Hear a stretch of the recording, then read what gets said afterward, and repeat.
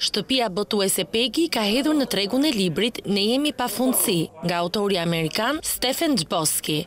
Potimi vjeni përkthyer nga Ilir Baçi, I cili sjell një rrëfim për rritjen e njeriut, kalimin dhe përballimin e fazës së vështirë të adoleshencës. Ne jemi pafundësi është një roman bën fjalë për adoleshentët, pra na njeh me botën e adoleshentëve.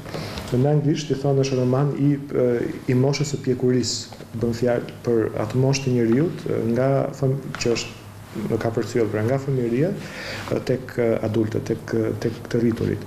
Libri na njeh me Charlie dhe me shokët e Charlie-t. Charlie është personazhi kryesor I librit, I cili shkruan letra, pra libri është ndërtuar në formën e letrave, në formë epistolare, thonë në letërsi. Charlie është një adoleshent 14 vjeçar, shumë I zgjuar për moshën që ka.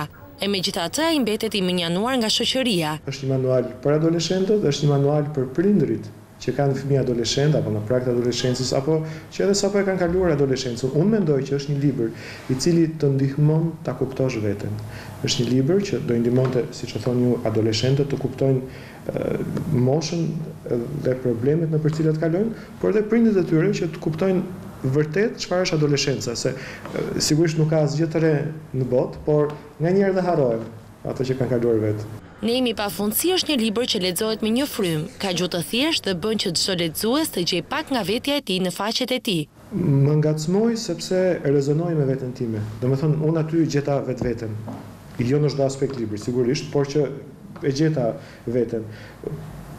Më ka prekur kur e kam lexuar në anglisht, në origjinal, më ka prekur kur e kam përkthyer, po kështu dhe kur e kam redaktuar, pra kur e kam rilexuar disa herë.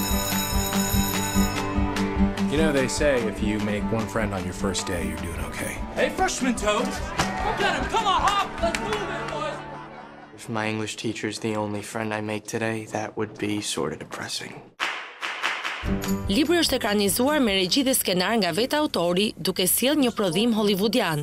Kritikët e kanë cilësuar si një libër realist për adoleshentët dhe një roman nostalgjik për të rriturit. Los Angeles Times shkruan se është një vëllim që nuk zhgënjen kurrë.